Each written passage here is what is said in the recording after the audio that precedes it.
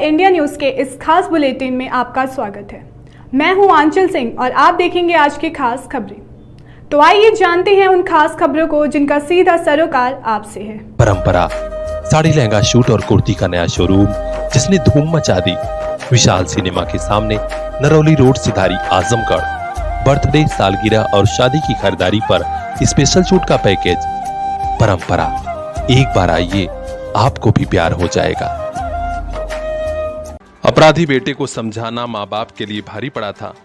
माँ बाप की हत्या और बहन की हत्या करके फरार हुआ राजन सिंह आज पुलिस की गिरफ्त में आया तो पुलिस पर भी ताबड़तोड़ फायर झोंक दिया। हालांकि जवाबी कार्रवाई में राजन सिंह के पैर में गोली लगी है और उसे आजमगढ़ के मंडलीय अस्पताल में भर्ती कराया गया है।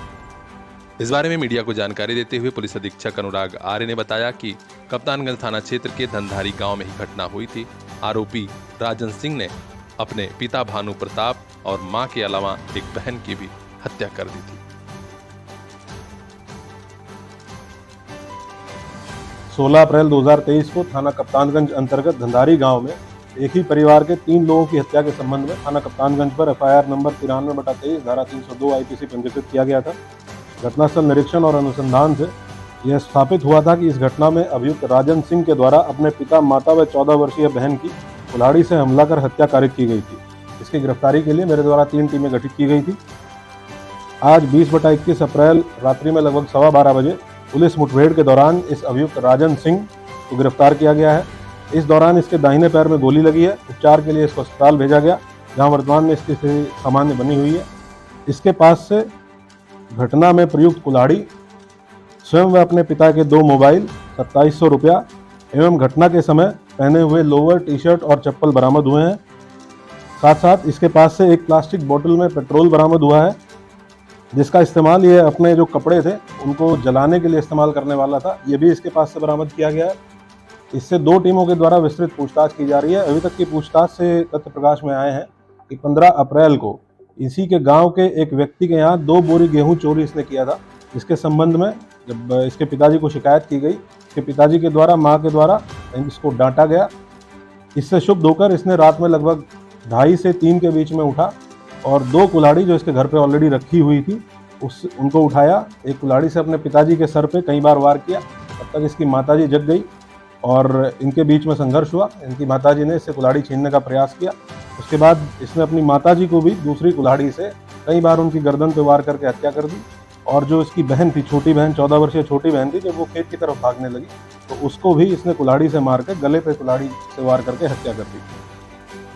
इसके बाद इसने कपड़े बदलकर जो खून से सने हुए कपड़े थे उनको एक बैग में रखा और जो कुल्हाड़ी इसने इस्तेमाल की थी वो भी बैग में रखी।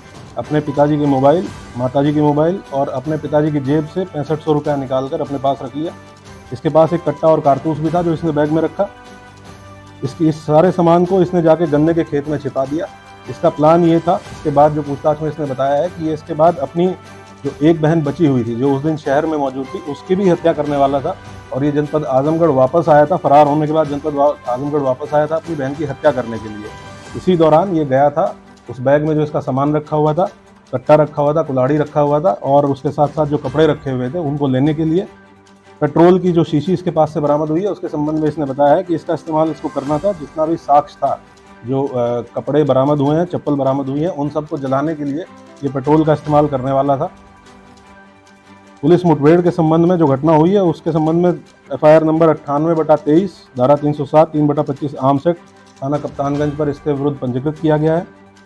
जो पूछताछ में इसने बताया है कि अभी एक जो बहन इसकी जीवित है उसकी हत्या करने की भी इसकी प्लानिंग थी और इस प्लानिंग के तहत ही ये फरार होने के बाद कई जनपदों में जाते हुए वापस आजमगढ़ आया था। इस संबंध में भी विस्तृत बातचीत करके, पूछताछ करके, बयान देने के बाद एक पृथक से मुकदमा इसके विरुद्ध पंजीकृत किया जाएगा। ये बहुत जघन्य घटना इसके द्वारा अकेले कारित की गई। विस्तृत पूछताछ 2 टीमों के द्वारा इससे की जा रही है और इसके विरुद्ध कठोर कार्रवाई पुलिस के द्वारा इंश्योर की जाएगी। इतनी बड़ी घटना के बाद पूरे इलाके के लोग सन्न थे। अब आरोपी पुलिस की गिरफ्त में आया है। असल वजह भी पता लगेगी कि क्या कारण था जी उसने इतनी बड़ी घटना को अंजाम दिया। हालांकि गांव वाले कह रहे हैं कि एक व्यक्ति का गेहूं उसने चुराया था और पिता से लोगों ने शिकायत की थी, इसी से इतनी बड़ी घटना को अंजाम दिया। लेकिन गांव में चर्चा ये भी है कि असल वजह कुछ और होगी। पुलिस की छानबीन में खबर मिलेगी, हम पहुंचाएंगे आप तक। देखते रहिए PR इंडिया न्यूज। दौर मुश्किल है तो क्या, अब नहीं रुकेगा शिक्षा का सफर। आपके साथ है आपका अपना CPS। पिछले 25 सालों से क्वालिटी एजुकेशन की बदौलत CPS छू रहा है सफलता की शानदार बुलंदियां। CPS जाफरपुर, फरिया और मुबारकपुर के बाद अब नए साल पर CPS भिवंडी की नई सौगात। नए दौर में CPS ने समझी आपकी जरूरत। अब regular live classes, live doubt clearance session by subject expert, regular sharing offline teaching learning material. नए सत्र में तुरंत एडमिशन कराइए, सभी सुविधाओं का लाभ उठाइए। कांटेक्ट कीजिए 9198566542। आपका अपना CPS। जब पैसा लगा रहे हैं तो यहां वहां क्यों जा रहे हैं? आजमगढ़ में पढ़ाई SN कॉन्वेंट है ना। SN convent school and college, Ghazipur road, Sidhari, Azamgarh. Play group से 12वीं तक की Hindi and English medium education. Play group के बच्चों को स्मार्ट क्लास वाला न्यू कैंपस। देर मत कीजिए, आपके बच्चे के भविष्य का सवाल है। जवाब SN convent school and college, Ghazipur road, Sidhari, Azamgarh. हमारे यहाँ कंप्यूटर व उर्दू की शिक्षा मुफ्त में। Contact number 9415835600। आजमगढ़ का ऐसा स्कूल जहां पढ़ाई के साथ आनंद भी।